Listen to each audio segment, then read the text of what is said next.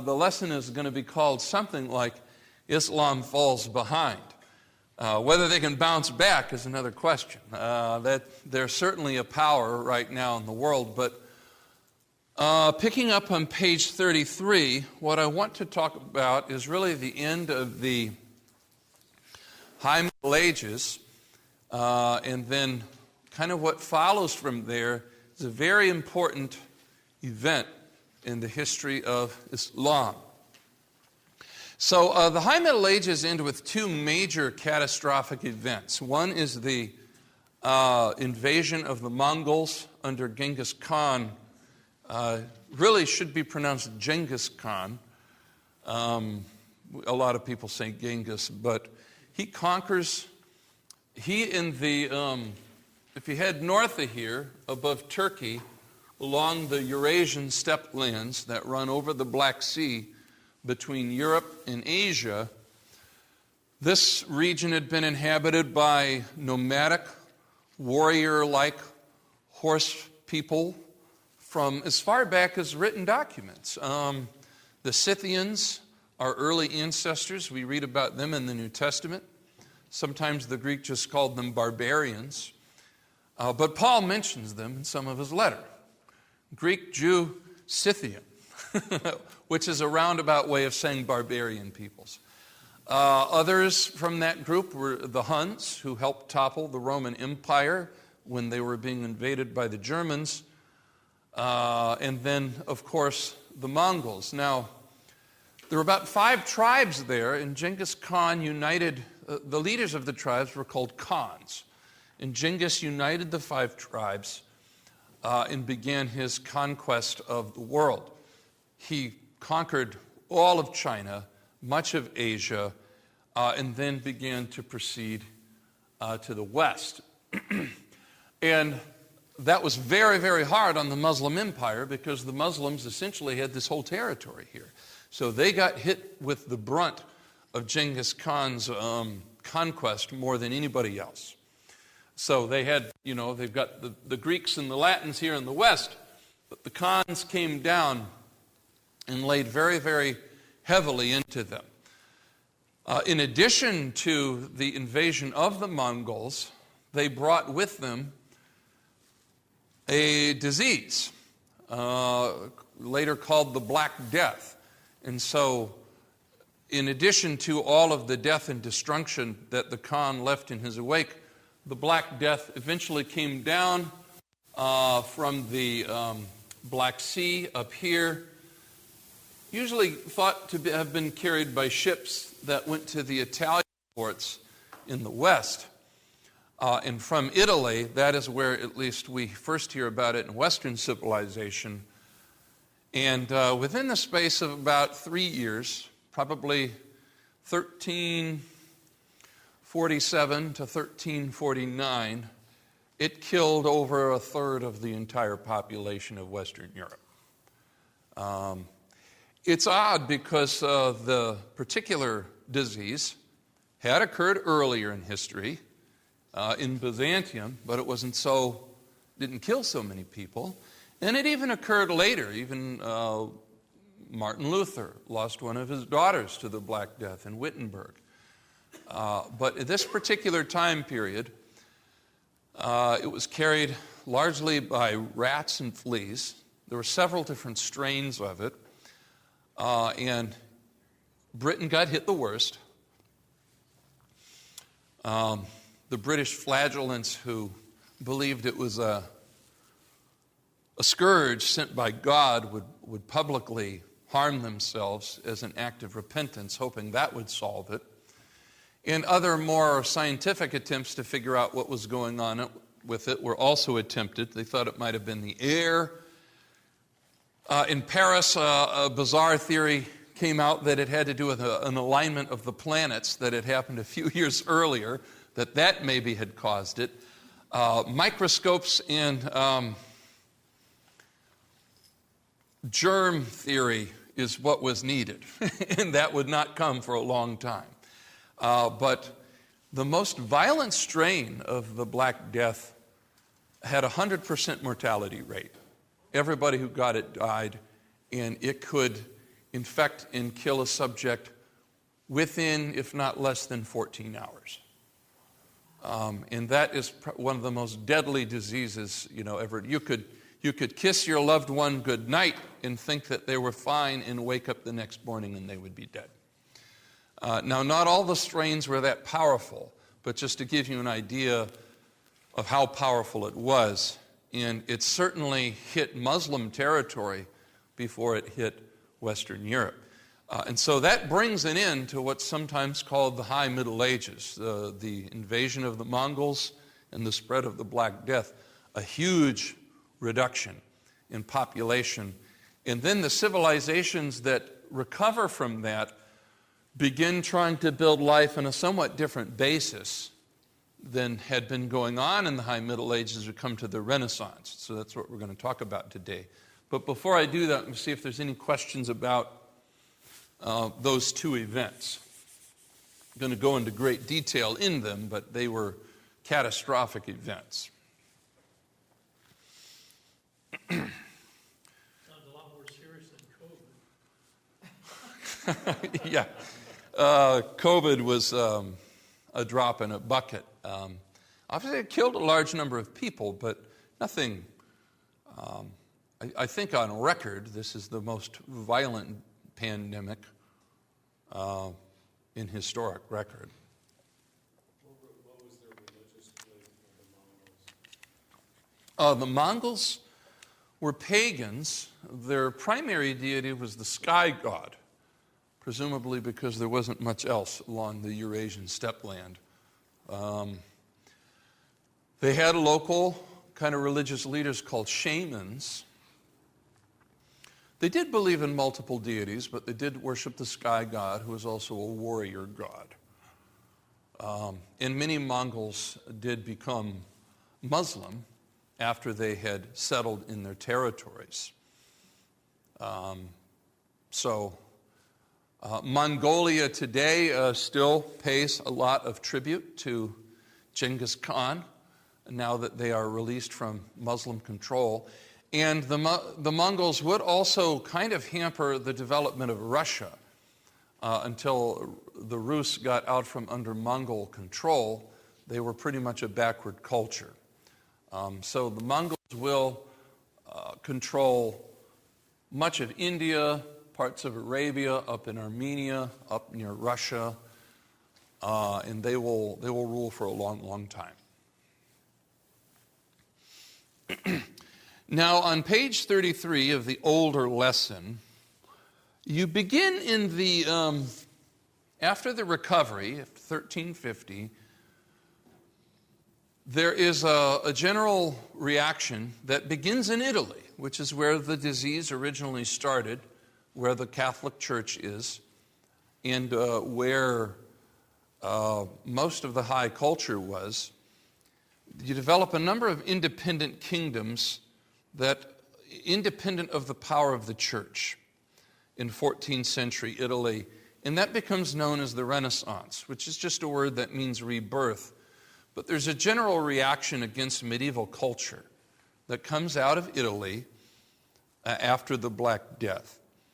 And it's difficult to kind of tie it all off into a single bag. It's usually called the humanist movement. And they don't mean humanism in the sense that we do today, because it was still very religious. They believed, though, that human experience is the foundation of culture, as opposed to abstract speculations about God. And so there's a renewal of interest in Greek and Roman culture coming out of Italy. They begin to study the Latin language and the Greek language and reinvigorate it. In philosophy, there are efforts to develop the natural sciences. Petrarch is a well-known scholar of the Italian Renaissance. Huge changes in artwork. If you go to the museum and you look at the medieval artwork, and then you go and look at the Renaissance artwork, it's an incredible shift. It's a difference between two-dimensional symbolic figures, sort of like that, and sculptures by Michelangelo and Donatello and Raphael that are depicting oftentimes biblical or religious figures, maybe as they were in their human form. Music changes, and there's all kinds of things that go on with the Renaissance. But the important thing for us in this class is it doesn't go on in Islamic territory. The Muslim religion is in many ways fundamentally medieval. Christianity came before the Middle Ages, and it has in many ways brought about the Renaissance, and it has lasted after the Middle Ages. It's adapted itself to both pre-medieval and post-medieval civilization. But the Muslim religion has had a hard time doing that because Muhammad came from the early Middle Ages. And as I said in the earlier classes, certain medieval practices he crystallized as fundamentally of God. Not of the Middle Ages, but of God. So Byzantines would have women wear burqas and cover their heads. But there were times when they didn't do that, and then they ceased doing it. And so those were cultural shifts. But within Islam, these become almost like eternal principles that have to be maintained. So Islam, while the Renaissance is going on, there's still a formidable power. The group in the Renaissance period of the Turks here that comes into being are known as the Ottomans. And so the Ottoman Empire will be a force to be reckoned with from that time forward. They do accomplish some things. In 1453, about 100 years after the Black Death, they finally topple Constantinople. After almost 1,000 years, that city falls. And that's a big deal. Throughout the world is the fall of Constantinople, because Constantinople had been the bulwark in the Greek-speaking East that had protected everybody from the wave of Muslim invasion. But just at the time that the Muslims finally topple Constantinople, Christopher Columbus will be sailing and exploring the Western Hemisphere. An all-water route around the coast of Africa will be found in India. And so just about the time that the Muslims are now beginning to take over what was the crown jewel of ancient civilization, new horizons are spreading all over the world, and she's going to find herself kind of king over what was, once upon a time, important territory. In addition, Spain is going to be conquered by the Latin West, about 1492. By that time, that's when Columbus is sailing from Spain. And so the Muslims have been removed pretty much from Western Europe. And so even though they're pushing in over here, they've fairly been removed over here. And the Western European powers are colonizing. They are spreading. One of the outcomes of that was when Constantinople fell, many of the Christian scholars who had copies of ancient texts began moving westward toward Europe, and they brought their Greek texts of the New Testament with them, which becomes actually the groundwork of which later will be used to start translating the New Testament into European languages. That's true. A lot of the learning and the culture just moved from Greece and passed now into Western Europe. That happened even during World War II, when Germany began persecuting such a large number of Jews, particularly, among whom were some of their best, brightest, most intelligent people. Semitic people like Albert Einstein, for example. So, you had a large number of people who were just going to move on over. The Protestant Reformation would happen shortly after that, and that's a big event too, because that's a huge shift from the medieval outlook. It's going to open the door to the idea of a more spiritual way of looking at Christianity than you have in the High Middle Ages. There's an invisible church, not just a visible church.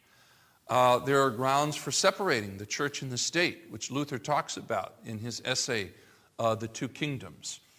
And that'll open the door to the creation of secular democratic republics throughout the West, beginning in Netherlands, France, Britain, and America. And so all of these changes are going on in Western civilization, and in many ways, in terms of its land and in terms of its way of looking at the world, Islam remains very, very backward. So on page 34, last paragraph, I'll just kind of read some of this. Islam is not exploring new lands, it's not exploring human potential, and it's not really advancing in its spiritual vision. Religious authority is wielded by the state. The enforcement of Sharia law is exerted over every aspect of public life.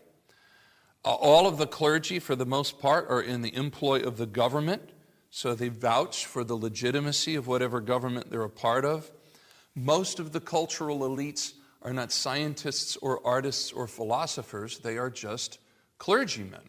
They're just religious men. So there are no new insights into spiritual life or math or science or scholarship. There's no interest in learning Western languages. There's not even the opportunity to gain from the knowledge of the nations around them. And so this is why I call the lesson Islam Falls Behind, because there are huge changes on the horizon, and Islam is not really participating in any of them. So she's going to find herself a king in a very, very backward kind of civilization. The three main empires are the Mongol Empire in India, the one in Persia, and the Ottomans. In India, as Islam spreads east, the mystical ideas of the Sufis try to unite Islam with Hinduism, Jainism, Zoroastrianism, sometimes even Judaism and Christianity. So as you head into the Orient, Islam gets really different than we think of it here in the West. It's very kind of open-ended. People these days might say this is very spiritual in a loose sense of the word. I've had a number of families from different parts of Indochina where I taught their students, and some of the mothers were from parts of the world there where Islam and Buddhism and Hinduism were all kind of one thing. And conservative Muslims don't buy it, but that's how it was in the Orient. So in those territories taken over by the Mongols, Islam becomes a kind of eclectic religion where it intermingles with other religions. And we have forms of liberal Christianity that are like that. What was the name of that pastor of the Methodist Church that we used to meet with at the meeting from time to time in Troy? Which you talk about? First United Methodist in Troy. What was his name? Richard. I'll recognize the last name when I hear it. He came to one of our meetings in a kind of dressed in a Hindu outfit, you know. And he was trying to run these sort of interfaith meetings and everything. And so maybe that's a way of thinking about it. Islam in the Mongol territories becomes kind of interfaith. That's probably a way of thinking of it. When you go into Persia, it becomes almost entirely Shiite. And remember, Persia is an older name for what today we call Iran. And that is still the case. Most Shiite Islam comes out of Iran. That is a very aggressive form. The Ottoman Empire was the greatest of the three, is Sunni. And they go from Asia Minor, they now into Greece, in the Middle East, Egypt, Africa, and Arabia. The one thing that they do get out of the Italian Renaissance that they develop more than the West is gunpowder. And so when it at least comes to warfare. But I mentioned on the top of page 35.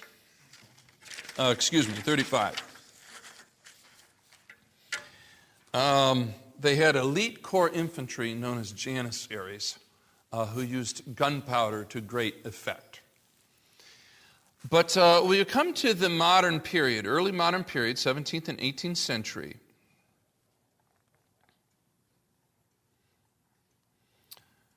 some of these things I've already kind of covered, but I want to skip down to the last half of the paragraph before the end. What's going on in Islamic countries in the 17th century and then in the 18th? Rulers are fighting over who will rule over their states.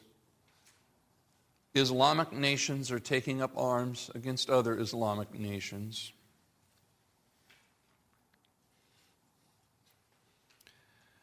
There's a huge war in Turkey that puts the Ottoman Empire behind and allows the papacy and Catholic states to oppose her. She's going to lose Hungary to the Austrians, and that is very, very big. The Austro-Hungarian Empire that was a big part of World War I is going to push Muslims into a smaller and smaller spot. And so when the other Western European powers are traveling and creating colonies, Islam is getting smaller and smaller. She does not share in the Industrial Revolution, at least not right away, and she's certainly not able to create democratic republics where people vote in parliaments or congresses for human rights and other kinds of development. And so, top of page 36, the Ottoman Empire becomes popularly known prior to World War I as the sick man of Europe, which is not a compliment. Actually, when World War I first broke out, it was generally agreed that much of the territory of the Ottoman Empire was going to be partitioned up between the various Western powers. They didn't expect it to really play much of a role. So by the time you get to the 17th and 18th century, Islam has fallen considerably behind. And as the Ottoman Empire, which is the strongest Muslim empire, is just known as the sick man of Europe. The Mongol Empire is also in decline. Its rulers are involved in a perpetual struggle for power, many of its people in open revolt. Its lands were becoming prey for colonial ambitions by the British, so it's being taken over by British colonists. Persia, right around Iran, also in a state of decline, not only from the British, but because the Russians are now coming back now that they're out from under Mongol control, and they are expanding their empire. Particularly under Peter the Great, the Russians are going to begin embracing Western industry and science and modernizing tendencies, and then later under Catherine the Great, too. They're still czarist regimes, but they're what we would call benevolent dictators. They do try to modernize the state under the rule of the czars. And so what I really want to talk about is what happens in Arabia, and we'll see if there's any questions. There's a widespread feeling in all areas of Islam that they have fallen very, very behind and that they are fighting for their continued existence at this stage. In Arabia, a chief in one of the towns named Muhammad ibn Saud, and he will give his name to Saudi Arabia. So Saud is an important name there. We right now call it Saudi Arabia. Wanted to found a new state in the original homeland where Islam first began.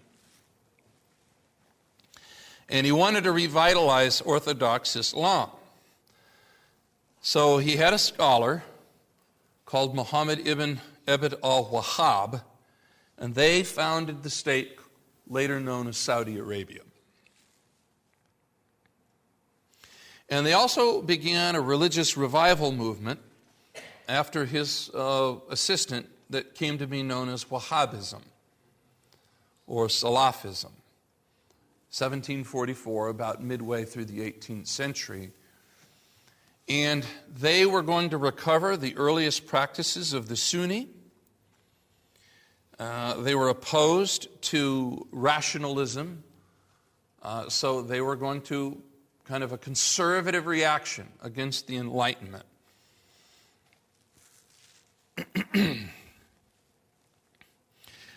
And they're also going to oppose the mysticism of the Sufis, and they're also going to oppose Shiite Islam.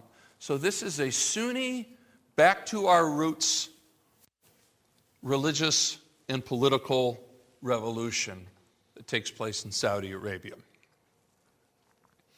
Their sole sources of authority are the Quran and the traditions of the life of the Prophet. Their legal practice is from the most conservative school of law, known as Hanbalite. And they are no longer nominally Islam. A great many of the Islamic nations had suffered in part because they were Islamic in name, but not necessarily in political practice. So they begin waging jihad again against their neighbors and against anything going on in their communities that is not in strict accordance with Islam. And that is going to become a pattern coming out of Saudi Arabia for Islamic states moving into the modern era, to dig down into their earliest Sunni roots and to fight for purity within their communities and for expansion outside of them. And so I mentioned here in the last paragraph in that lesson, after the breakup of the old medieval empires, Saudi Arabia sets an example for other small states of how to survive in the modern world.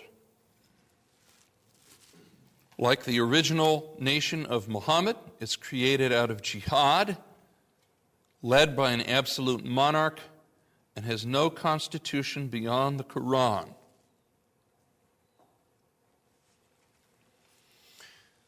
So Saudi Arabia is poised to become the leader of Islam as we move past the 18th century.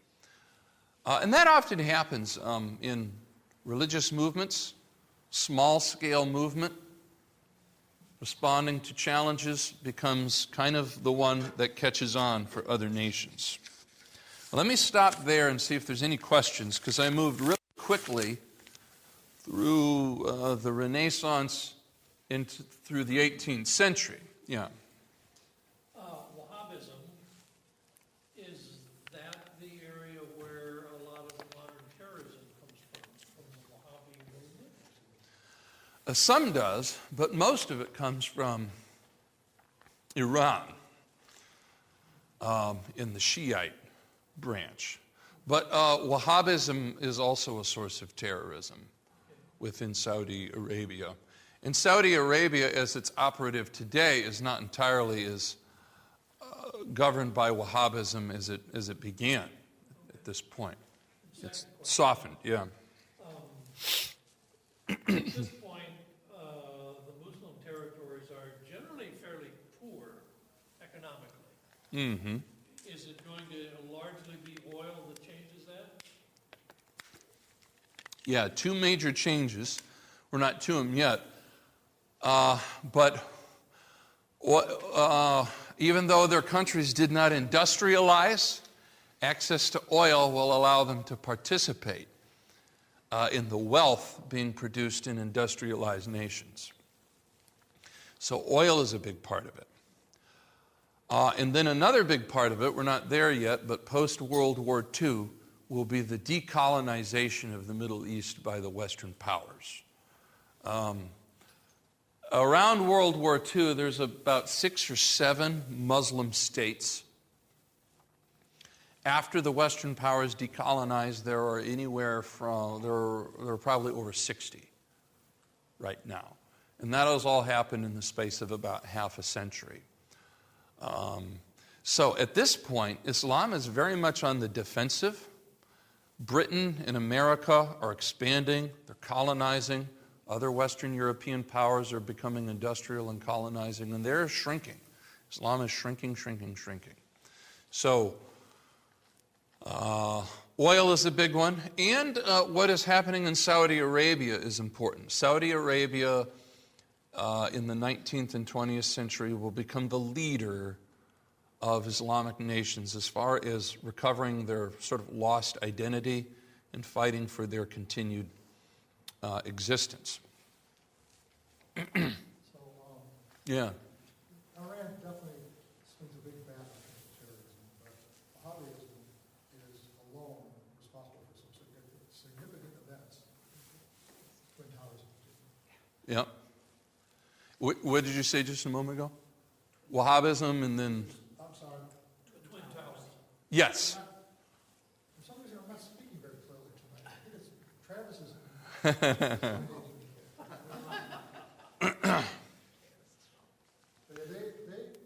They're specific to what they're trying to accomplish, and they normally do accomplish over years what they're looking to do. While other Islamic terrorism can be kind of wax and wane, and it seems sort of unorganized sometimes. Among the Sunni, Wahhabism is aggressive. It's aggressive.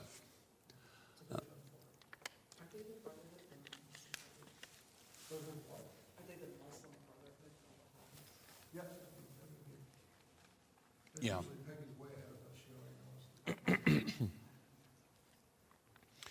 So, no, that is true. So one of the goals I set for myself today is to get to this new lesson.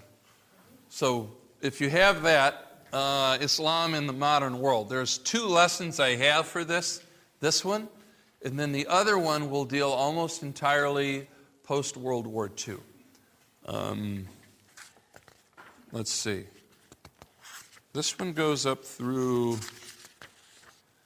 this lesson will take us up through World War II. And then the last lesson I have does deal with, you mentioned the Twin Towers, history since World War II, and what has been happening in Muslim territories since. Now, a lot has been happening. These lessons will have to be updated because a lot's just happened in the last 20 years. And I think when I originally wrote these lessons, we were still, I have a section on the Twin Towers. That was in September of 2001. Okay. And that started the war in Afghanistan. And that war is, just by year count, the longest war in American history. And only recently, kind of, I don't know, how would we describe the end of that? It just stopped. Yeah. Nothing much was accomplished. Biden just withdrew the troops. One of which was my headmaster at the school where I teach, Dr. Stanton. When I first interviewed with him for the job, he was not at the school. He was a Navyman. He was offshore. He wasn't allowed to tell me where he was at. But I could hear people singing and praying in Arabic in the background. I thought, well, I have a hunch. I know somewhere about where he's at. So anyways.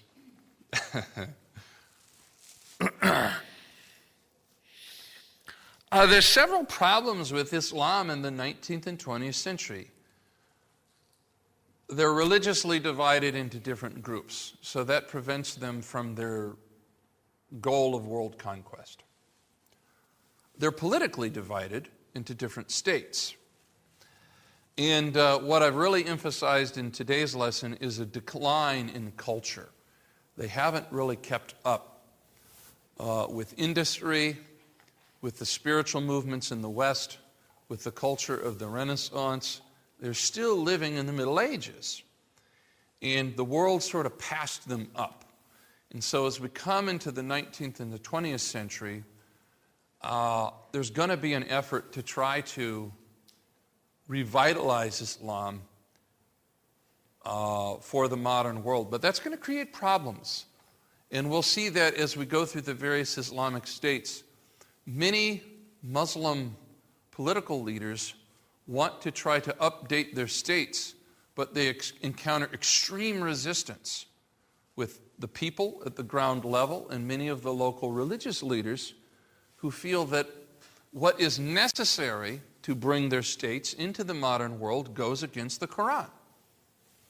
And then war breaks out. So this lesson will be the 19th and 20th centuries, up into World War II. In the late 19th, early 20th century, imperialism is the ongoing struggle for modern European states for global power. It does begin with colonizing of the Western Hemisphere, but then Asia, Africa, and the Pacific. And I think I've given this statistic before, but in the new imperialism in the late 1800s, about 10% of Africa went from being European colonized by land mass, about 10% to over 80% of the continent colonized by European powers. And this, of course, is going to create the military and political buildup that will contribute, at least, to the two world wars. And it will also cause, after World War II, the European powers to withdraw, creating a power vacuum, and then a huge buildup of Muslim states within that power vacuum. We've seen that in recent history. Can you suddenly withdraw from a territory without something else filling in the space that you withdraw from? I mean, that is certainly what has happened in the last 4 years in the Middle East. Now, I mentioned Wahhabism was a rejection of modernism in Saudi Arabia. But we see another reaction in the late 1800s, and this is an embracing of modernism among Muslims, a progressive approach to Islam, what is called the Al-Naqshband movement, and the birth of the modern state of Egypt. So two important states in the 19th and early 20th century are Saudi Arabia, which is the conservative state, and Egypt, which is a more, what we call, from a Muslim perspective, liberal state.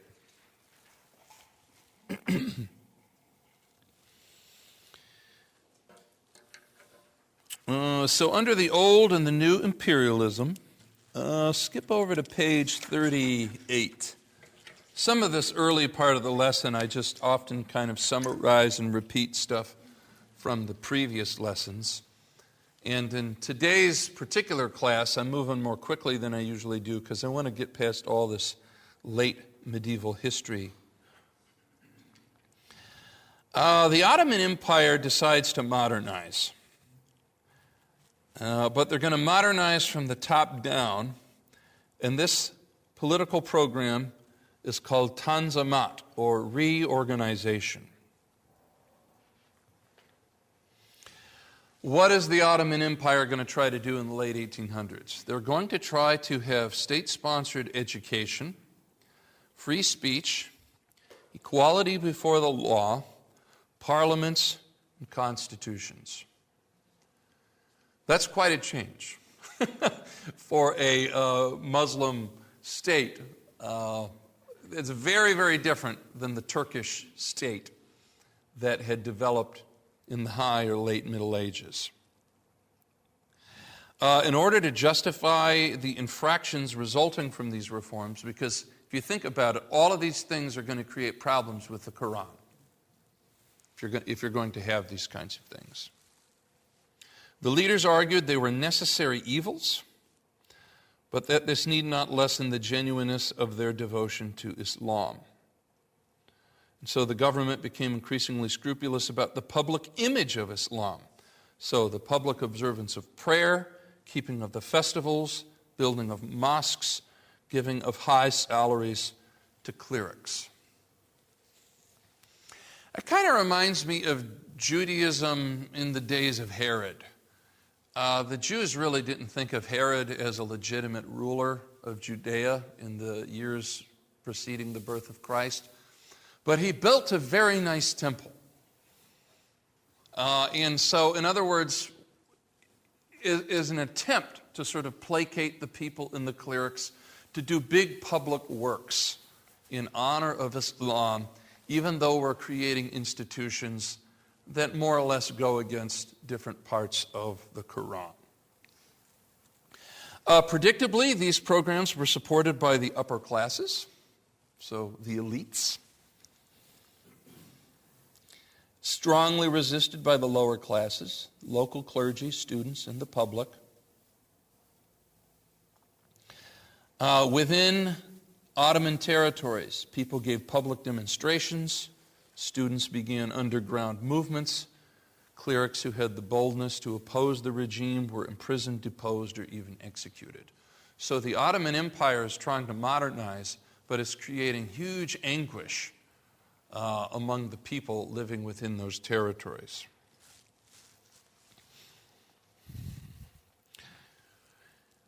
Also, it's around this time, late 18th century and then into the 19th, that Napoleon had his great invasions and his great conquests. He did, however, when he invaded Egypt, inspire the Egyptians to overthrow the Ottomans, and that's how Egypt achieves its independence. And once Egypt becomes separate, then you have the Ottoman Empire, you've got the Saudi Arabia Wahhabi state, and now you have an independent Egyptian state that are going to become important for the future of Islam in the 19th and the 20th century. Saudi Arabia and Egypt almost immediately enter into war with each other. Egypt is the more liberal, the Saudis are the more conservative, and that sets up a precedent for future Islamic conflict. As the old Ottoman Empire falls apart, it's sort of like, you remember the Soviet Union collapsed in, 89 or 90? Oh, I think it was 89 or 90. Hello, John. John was staying to listen, but no.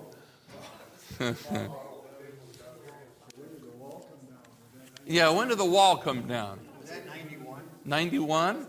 Okay. I think it was 90, 91, something like that. But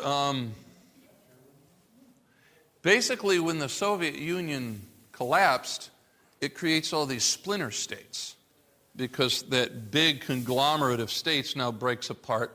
The most important, of course, was the Ukraine, which they're trying to get back. But then you have all of these small states that come into being, and then each of those little splinter states has to sort of reorganize themselves into an independent state in their own right. So as the Ottoman Empire breaks up, the little Muslim states that come into being have to decide whether they're going to follow Wahhabism, the ultra-conservative precedent set by Saudi Arabia, or whether they're going to follow Egypt and become kind of a more modern, liberal kind of a Muslim state. So the war between Saudi Arabia and Egypt at this point is a very, very important war. It sort of sets a pattern or a prototype for other small Muslim states in terms of what they're going to do. I mentioned here concerning Egypt, it embraces the idea of nationalism, so they should not be under control of the Turks. They should be independent. It modernizes its government, its law, its technology, and it's following European patterns. So they're trying to imitate what's going on in Europe. It even tries to appropriate Western learning. I mention here a very famous Muslim scholar from Egypt who studied in Paris and became kind of a well-known Muslim thinking outside the box kind of a guy. But what I want to do is talk a little bit over on page 39 about 3 trends that come out of this. And that's probably as far as we'll get.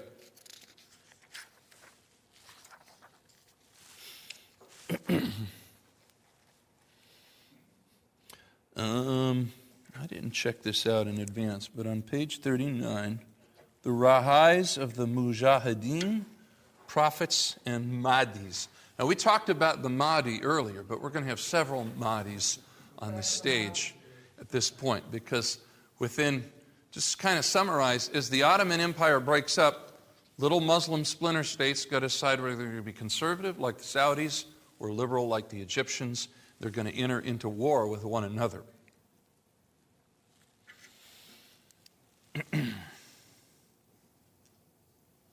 So, how do I want to begin this little section here?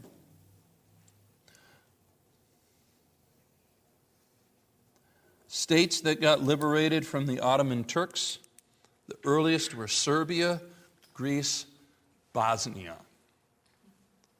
Now, those are states that were very much in the news when I was in high school. Serbia, Greece, Bosnia. It was just incessant warfare.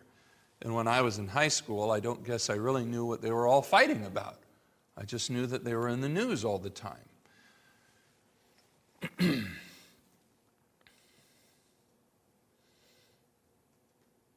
Muslims were not simply the victims of imperialism. They continued to wage small-scale jihad against people living in their own territories.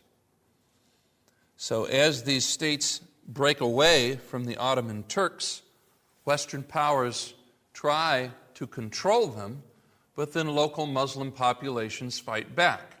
And then they wage jihad.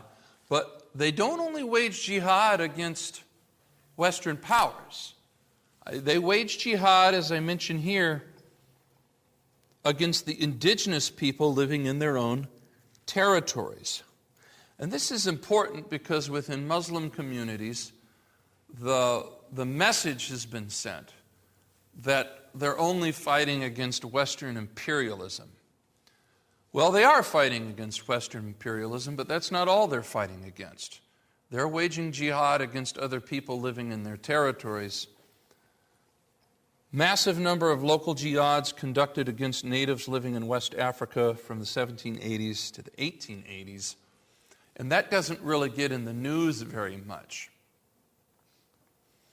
So there has been an attempt to sort of portray these wars as just, they're victims. They're just victims. Well, not entirely.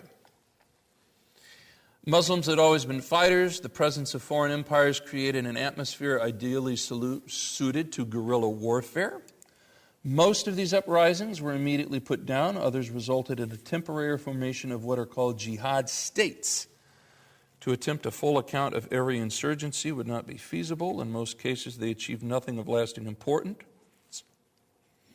Among the most important were the Sayyid Ahmad Rai Barelvi in India, 1826. That was against the British.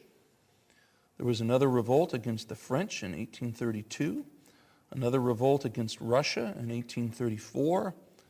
Most important scene of colonial conflict was in the Punjab, that is now Afghanistan, Pakistan, and India. And that was a natural point of invasion for the subcontinent, with the site of many wars between the British, who wanted to protect their control over India, and the Russians, who wanted to advance throughout Asia. The Russian and British attempts to take over the remnants of the Ottoman Empire was sometimes called the Great Game. The Brits and the Russians were trying to colonize these small splinter states that were left after the Ottomans broke up. The British fought from modern-day Pakistan, the Russians from modern-day Afghanistan. And they engaged in wars in 1838, 1843, 1848, and 1878. And that area remains the centerpiece of a struggle between Islam and the West. It is also the origin of the Taliban, and out of which Osama bin Laden operated. So, a lot of historical detail there, and you could probably read whole books on those particular wars, but the point is that as the Ottoman Empire breaks up, Russia and Britain are the first to fight for control. They're kind of like vultures hovering over a carcass. What are they going to take out of those territories? And then the local Muslims within those territories fight back. For Muslims, the decline of their national fortunes created an atmosphere suited to apocalyptic forms of religion, especially in the Orient, where their struggle against colonialism was the greatest. Top of page 40. A new trend began with a Shiite named Sadiq Ahmad, who was born, lived, and worked in Iran in the early 1800s.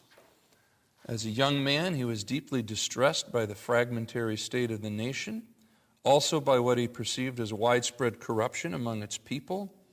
He arrived at the conclusion that it could only be fixed by a fresh revelation.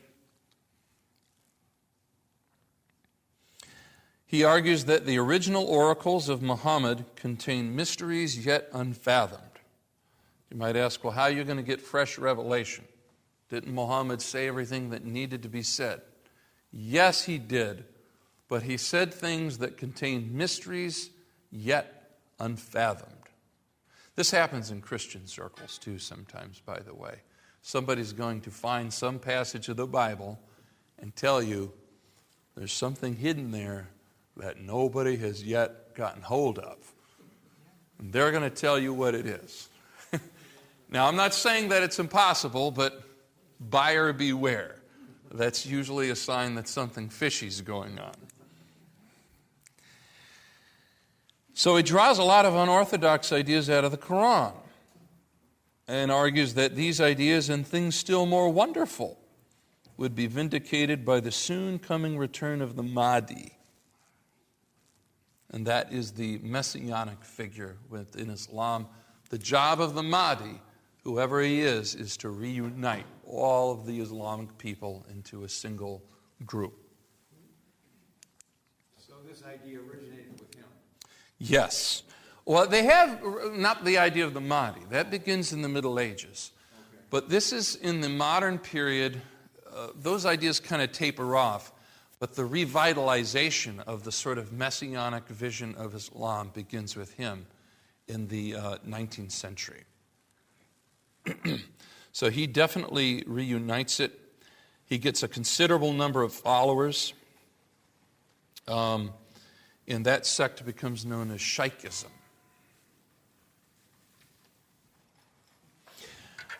We have also a number of individuals then. So once you claim that there are mysteries hidden in the Quran, once you claim that the Mahdi is soon to reappear, several people are going to say, I'm him. And so you're going to have several people who step forward as claimants to the title. The first modern claimant to be the Mahdi was Ali Muhammad Shirazi in 1844 from Iran. There is a second and then a third. Skipping down, I'll come back, Muhammad Ahmed from the Sudan, 1881, and then another on page 41, Mirza Ghulam Ahmad from India in 1889. The three major individuals step forward claiming to be the Mahdi in the 19th century. But just to kind of summarize, because I got to close out here, in the 19th century, because Islam is in such a chaotic state, I've called this section Mujahideen, which are Muslim freedom fighters. Osama bin Laden considered himself among the Mujahideen. Prophets who are looking to the Quran and trying to find hidden meanings or prophecies that will show them a way forward. And then at least 3 people who claim to be the messianic leader of the community. So these are sort of apocalyptic kinds of things going on within the Muslim community in the 19th century. I want to go into them in a little bit greater detail, so I won't be able to do that today because I'm almost out of time.